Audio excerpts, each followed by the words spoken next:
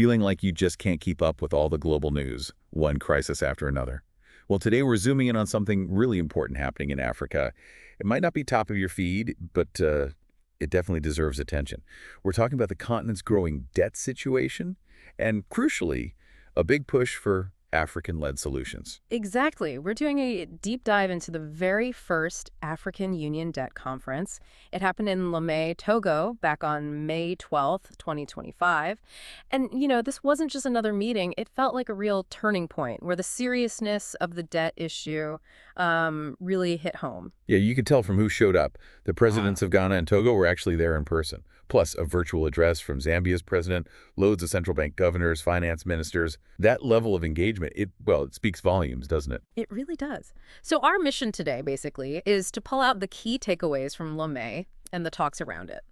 We want you to understand why this is such a big deal now, what the frustrations are with the global system, and, what ways forward are being talked about. We'll try to keep it clear, maybe highlight some surprising bits without getting lost in the weeds. Okay, great. So maybe let's start with a bit of history. I mean, this isn't exactly the first time Africa's faced a big debt challenge. No, absolutely not. And that's critical context. The shadow of the 1980s debt crisis, it still looms pretty large. Back then, external debt just exploded, a huge, 187% jump between 1976 and 1980. Yeah. And the result? Long, painful periods of economic stagnation across much of the continent. Right, and you'd think lessons would be learned, safeguards put in place. Yeah. But it sounds like the debt relief that came later wasn't really a permanent fix. That's exactly it. Various relief efforts did help temporarily, but they didn't really tackle the underlying issues, the vulnerabilities. So that kind of allowed debt to build up again significantly between about 2010 and 2020. Fast forward to 2023, and Africa's total external debt hit roughly 24.5% of its combined GDP. Now, okay, calculation methods vary slightly, but the trend is undeniable and worrying. 24.5%. Yeah, that really paints a picture, a heavy financial weight. And the real-world effects must be pretty severe. Oh, absolutely. The IMF and World Bank, they have this thing, the Debt Sustainability Framework, to gauge risk.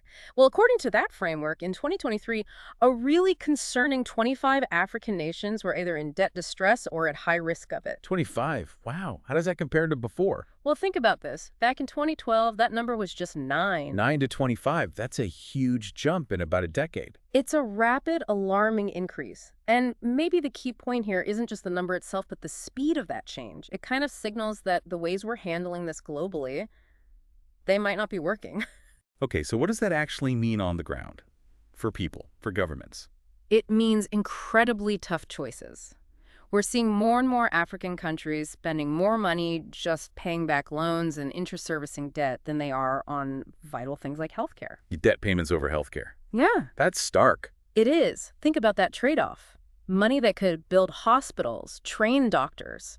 It's going to creditors instead. And this directly hits the continent's ability to reach its bigger goals, like, the Sustainable Development Goals, the AU's Agenda 2063. There's this massive financing gap, somewhere between $1.3 and $1.6 trillion needed, and this debt burden just makes closing that gap even harder. Yeah, that choice between debt servicing and essential services really puts the human cost front and center. So with all that as a backdrop, it makes sense to be frustration with the current global system for dealing with debt. Absolutely. That was a huge theme in Lomé, a really strong sense of disillusionment with the existing global mechanisms. The G20 Common Framework especially faced a lot of criticism. Right, the Common Framework. Yeah. That was set up by the big economies to help coordinate debt relief for struggling countries, wasn't it? So where's it falling short? Well, listening to the experiences of countries like Ghana and Zambia, it painted what many call a sobering picture. The general feeling was that the framework is just too slow, way too complex, and ultimately it hasn't delivered the timely, comprehensive relief these countries desperately needed. So you go through this long, complicated process, but the help doesn't come quickly enough, or it's not enough help. Pretty much. And that's led to this real questioning of the whole international approach. People in Lomé were looking back at older initiatives too, like HIPC, the Heavily Indebted Poor Countries Initiative, and the DSSI, the Debt Service Suspension Initiative. And the strong feeling was, look, we need something new, something designed by Africa for Africa that understands our unique situation. So the big question on the table was, is it time for Africa to basically design its own debt rule book? Exactly. A framework built for Africa's specific structural challenges, and the main goal, to create fiscal space. That just means freeing up government money from debt payments so it can be spent on things like education, infrastructure, long-term sustainable development. Okay, that makes sense. And a big part of this seems to be about credit ratings. Why the focus on getting better credit ratings for African nations? Better credit ratings are seen as absolutely crucial for allowing African countries to borrow money on the global markets on fairer terms. There have been long-standing worries, frankly, about biases in how the big global credit rating agencies assess risk in Africa. Biases. How so? Well, the argument is that their methods maybe don't fully capture the specific economic realities, the growth potential, the context of African nations. This could lead to ratings being lower than they perhaps should be, which means countries end up paying higher interest rates when they borrow. So it's about moving from just accepting these ratings to pushing for fairer assessments. Right, that makes total sense. Mhm. If you're seen as riskier, borrowing costs more. So what's the proposed solution? The idea of an African credit rating agency is gaining a lot of traction. It's seen as potentially game-changing. The hope is that an agency based in Africa could offer more nuanced, more accurate assessments that really reflect the continent's reality. This could, improve how Africa is seen in global capital markets, maybe strengthen local rating systems too, and just generally boost investor confidence. It's about having a voice that understands the context. Got it. So the overall mood in Lomé was really about prioritizing Africa's own growth, its sovereignty over these older, maybe creditor-focused global systems. The conference itself covered a lot, didn't it? What were some of the other key themes they dug into? Yeah, there were some really important panel discussions. One was on Africa's public debt management agenda, Yeah. basically how to get debt back under control. A big takeaway there was the need for two things at once: immediate cash, liquidity support to help countries manage right now, and strategic long-term investments linked to the AU's Agenda 2063.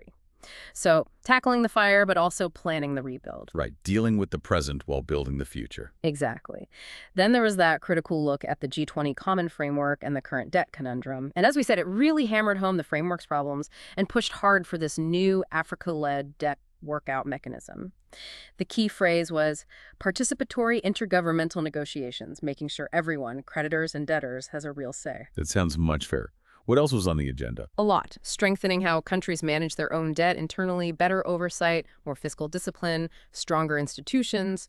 Also, the role of parliaments in holding governments accountable for borrowing decisions that came up a lot. And we already mentioned the credit rating biases.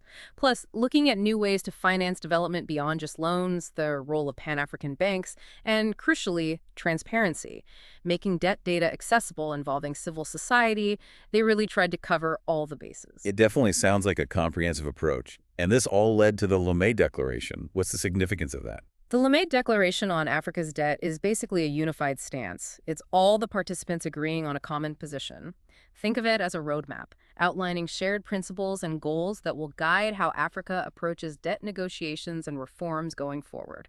It's a signal of unity, a powerful one. And it comes at an interesting time, doesn't it? The AU declared 2025 the year of justice for Africans and people of African descent through reparations. Was that link made at the conference? Oh, absolutely, explicitly. The Lomé Declaration draws a direct line between historical injustices, colonialism, its lasting economic impacts, and the debt burdens many African nations face today. The argument is that these past wrongs have contributed directly to the economic vulnerabilities that make countries susceptible to debt crises now. It adds this really strong moral layer to the call for debt justice. That's a really profound connection. Oh. Okay, shifting gears a little. One really fascinating angle was the potential role of artificial intelligence, AI, in managing sovereign debt. How would that even work? Yeah, this is where it gets quite exciting, potentially transformative. You have groups like the Center for Artificial Intelligence and Sustainable Development, ESD, really championing this. Dr. Emmanuel Ednam from CAISD stressed AI's potential not just for analyzing debt, but also for creating jobs, boosting domestic resources, things fundamental to long-term financial health. So AI isn't just about crunching the debt numbers, but building a stronger economy overall. Exactly. But it also offers some very powerful tools for managing the debt itself. Oh. Think about sophisticated data analysis. AI can sift through massive amounts of financial data way faster, way more accurately than humans, spotting trends or risks we might miss. Okay, that makes sense. What else? Real-time monitoring becomes much easier. tracking debt levels, economic indicators constantly. Predictive risk assessment AI could help governments see potential debt problems before they become full-blown crises, plus streamlining reporting, making audits more effective, finding irregularities.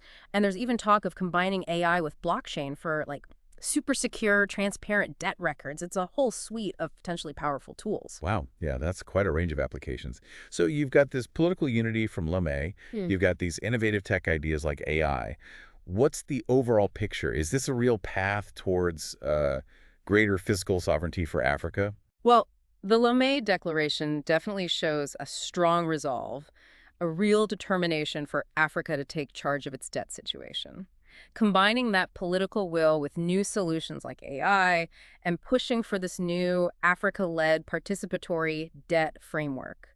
It does feel like a genuine pathway, a chance to break out of these damaging debt cycles. But it won't be simple, presumably. There must be big hurdles Yeah, still. for sure. It's absolutely vital that any debt restructuring doesn't end up hurting the long-term goals of Agenda 2063. We're seeing restructuring happen now: Zambia, Ghana, Ethiopia, Cote d'Ivoire, and the key is protecting public services, making sure money for schools and hospitals isn't just rerouted to pay off debt. And the current global framework, the G21, still has limitations, you mentioned. Yes. A big one is that it doesn't automatically include multilateral banks or private creditors. That limits how effective it can be.